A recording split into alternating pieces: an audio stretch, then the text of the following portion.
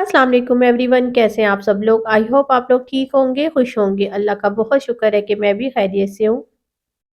अच्छा, ये सुबह का टाइम है और बच्चे वगैरह तो स्कूल चले गए थे, तो हस्बैंड के लिए मैं नाश्ता बना रही थी और उन्हें स्लाइस जो है ना थोड़े से जो है ना ज़्यादा ना सिके हुए चाहिए होते हैं। बिल्कुल धीमी आंच पे ना अच्छे तरीके से इसे सेकना होता है, फिर उन्हें बहुत अच्छे लगते हैं। और साथ बनाऊंगी मैं हाफ फ्राई अंडा।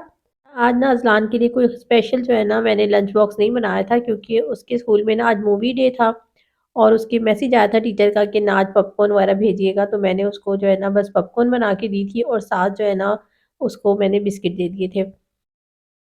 तो आज ना ज़्यादा काम नहीं था सुबह में, बहुत जो है ना हल्का-फुल्का सा नाश्ता बनाना था और आज जो है ना बड़ा रिलैक्स डे है मेरे लिए, क्योंकि आज ज़्यादा काम नहीं है।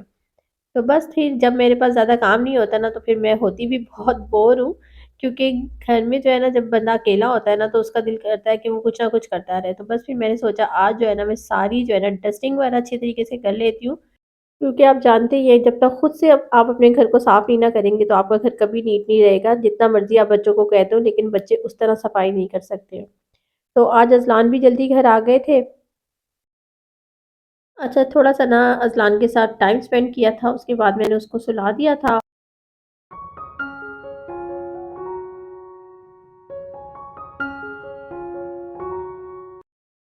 और हम स्कूल से आ गए थे और जब मैंने उन्हें खाने का कहा, तो सब्ज़ी का नाम सुन के कहता है, मम्मा मुझे भूख ही नहीं है। और मुझे पता चल जाता है कि ना ये भूखा रह लेगा, लेकिन ये कुछ भी नहीं कहेगा, खाना नहीं खाएगा।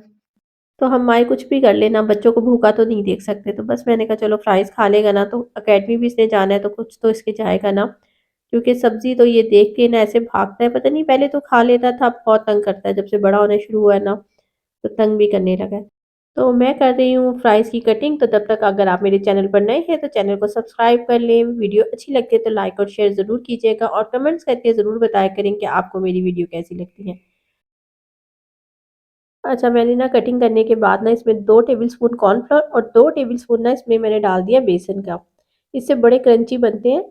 अच्छा, जब बच्चे इस तरह तंग करते हैं ना, तो मुझे अपना वक़्त आज याद आ जाता है। जब हम लोग छोटे होते थे ना, तो वैसे तो आपको पता है, मैंने कितनी दफ़ा बताया हुआ है कि मेरी तो मम्मा नहीं थी, लेकिन हम अपनी बड़ी आपी को बहुत तंग किया करते थे कि हमें ये खाना है, ये खाना है, और वो बेचारी जो है ना हमारी फ़रमाइशें पूरी करती रहती थी। हमें तब इतनी अकल नहीं होती थी कि वो सारा घर सँभालती हैं। बस हमें ये होता था कि बस हमारी ख़्वाहिश पूरी होनी चाहिए। तो कुछ एज ऐसी होती है, बच्चों को नहीं समझ होती, लेकिन वक़्त के साथ-साथ जो है ना बच्चे जो है ना समझदार हो जाते हैं।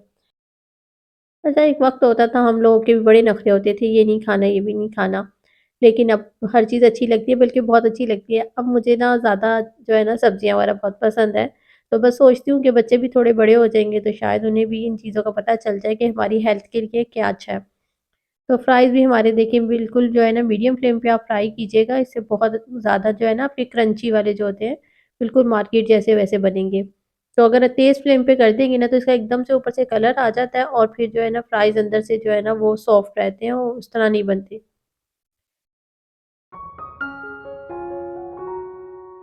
अच्छा, इधर ना अरहम मेरे बिल्कुल पास आके खड़े हुए हैं और बस उनको है जल्दी-जल्दी से मम्मा दे दे। मैंने कहा बेटा सब्र का फल ना मीठा होता है।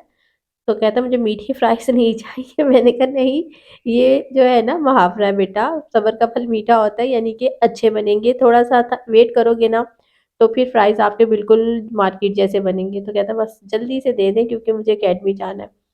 तो फ्राइज़ जो है ना हमारे ऑलमोस्ट तैयार हो चुके हैं, बस इनको निकाल लूँगी।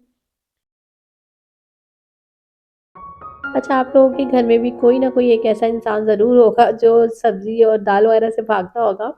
तो मुझे ज़रूर बताइएगा कि आपके घर में इस तरह कौन तंग करता है। हमारे घर में तो सिर्फ़ एक ही हैं हमारे अरहम साहब, जो मुझे मेरा बड़ा बेटा बस वही तंग करता है। उसके अलावा जो है ना सब आराम से सब कुछ खा लेते हैं।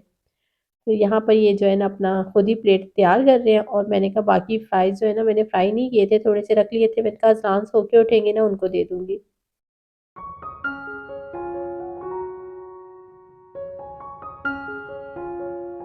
आज मैं बहुत ही सिंपल सा खाना बना रही थी। आज मैं ना भुनी हुई जो माश की दाल होती है ना ढाबा स्टाइल, वो बना रही थी और उसके लिए मैंने ना प्याज़ ले ली थी एक बड़े साइज़ की और उसको रफली कटिंग कर लिया है। अच्छा, मैंने सोचा कि ना हर रोज़ जो है ना मुख्तलिफ़ तरह की चीज़ें बनाते हैं, तो सिंपल चीज़ें भी साथ-साथ शेयर करनी चाहिए जो हमारे घर में बन रही होती हैं। तो मैंने आज माश की दाल बनानी थी, तो मैंने कहा चलिए जल्दी-जल्दी से ना आपको इसकी रेसिपी दे देती हूँ, क्योंकि जो हमारी मेरी माश की दाल होती है ना वो बहुत ही टेस्टी बनती है। तो क्या किया मैंने, एक बड़े साइज़ की प्याज़ लेके उसको बारीक कटिंग किया और ऑयल ना इसमें थोड़ा-सा ज़्यादा जाता है। उसके बाद उसको हल्का-सा फ्राई करना है। जैसे ही हल्का-सा कलर चेंज हो गया, साथ ही इसमें लहसुन अदरक का पेस्ट शामिल करके उसको भून लेना है। अच्छा, लहसुन अदरक का पेस्ट डालने के बाद मैंने ना 2 बड़े साइज़ के टमाटर लिए थे और 3 हरी मिर्चें लेके कटिंग करके ना वो भी डाल दिए। अच्छा, आप बाहर की साइड पे चले जाओ ना, नॉर्दर्न एरिया जो होते हैं, उधर पर आपको ये दाल मिलेगी, लेकिन उन्होंने क्या किया होता है, उन्होंने ये ना उसको बॉयल करके रखा होता है। थोड़ा-सा नमक और हल्दी डाल के ना, तो उसको दाल को बॉयल करके पहले से रख लेते हैं। वो तरीका भी बहुत अच्छा होता है, लेकिन जब घर में बनाती हूँ ना, तो मैं फिर सिंपल तरीके से बनाती हूँ। हल्का-सा पानी डाल दिया ताकि जो है ना प्याज़ कलर ज़्यादा चेंज ना कर ले। अच्छा, इसके बाद जो है ना हमने बेसिक मसाले डालने हैं, नमक डाल दिया मैंने और साथ में इसमें डाल दूँगी हल्दी पाउडर और थोड़ी-सी डाल दूँगी कुटी हुई मिर्च। अच्छा, वही मैं कहूँगी नमक और मिर्ची आप अपने टेस्ट के हिसाब से डाल दीजिएगा और चला जाएगा धनिया। अच्छा, मैं धनिया और जो है ना ज़ीरा उसको ना हल्का-सा रोस्ट करके ना फिर पीस के रखती हूँ। तो इससे बड़ी अच्छी खुशबू आ जाती है खाने में और धनिया और ज़ीरा चला जाएगा। थोड़ा-सा मैंने गरम मसाला डाला है और साथ में डाल दूँगी पिसी हुई ना लाल मिर्च भी डाली है मैंने इसमें और इसको अच्छे तरीके से मैंने भून लेना है। बहुत अच्छे तरीके से भून लेंगे। अच्छा, मैंने थोड़ा-सा पानी डाल के ना इसे कवर कर दिया था ताकि टमाटर जो है ना अच्छे तरीके से गल जाए और उनका पानी भी रिमूव हो जाए। अच्छा, ये देखिए दाल को मैंने इस तरह ना अच्छी तरीके से धोने के बाद ना इस तरह मैं भिगो के रख देती हूँ। छन्नी में डाल देती हूँ ताकि जो है ना डालने में बहुत आसानी हो जाती है। इस तरह इसी में वॉश करती हूँ अच्छे तरीके से और उसके बाद सारी जब उसका मिट्टी वगैरह निकल जाती है ना उसमें जो भी गर्द होती है, फिर उसके बाद मैं इसी तरीके से भिगोती हूँ। मैंने आज आपके साथ दाल की रेसिपी भी शेयर कर दी। मैंने कहा चलें हमेशा जो है ना मैं आपके साथ जो है ना मुख्तलिफ तरह की रेसिपीज़ शेयर करती हूँ। तो आज जो है ना मैं आपको बताती हूँ कि मैं जो है ना ढाबा स्टाइल की जो दाल है ना वो किस तरह बनाती हूँ। तो ये दाल जो है ना बड़ी टेस्टी बनती है, आप इसको ट्राई कीजिएगा और कितनी सिंपल रेसिपी है, लेकिन इसमें सिर्फ़ ये आपने करना है कि इसमें थोड़ा-सा ऑयल और जो नमक मिर्ची है ना वो बिल्कुल सही जानी चाहिए। नमक मिर्ची अगर कम हो गई ना तो फिर दाल बहुत फीकी बनेगी और ऑयल थोड़ा-सा ज़्यादा जाता है, तो फिर आपकी जो दाल है ना बहुत ही ज़बरदस्त बनेगी। बस इसको डालने के बाद जो है ना हल्का-सा भून लेंगे आप मसाले के साथ दाल को और उसके बाद जो है ना हम इसमें शामिल करेंगे पानी। अच्छा, मैं आपको ये बता दूँ मैंने दाल जो है ना ली है माश की दाल 1 पाव ली है। तो हमारे लिए तो काफ़ी हो जाएगी क्योंकि हमारी फैमिली जो है ना बहुत बड़ी नहीं है, छोटी-सी फैमिली है हमारी और इसमें पानी शामिल करके ना इसे बिल्कुल स्लो फ्लेम पे पकने के लिए रख दूँगी। अच्छा, कुछ लोग जो है ना प्रेशर कुकर में भी बनाते हैं, प्रेशर में बनाते हैं। अगर आप प्रेशर में बनाते हैं तो फिर उसी हिसाब से बना लीजिएगा।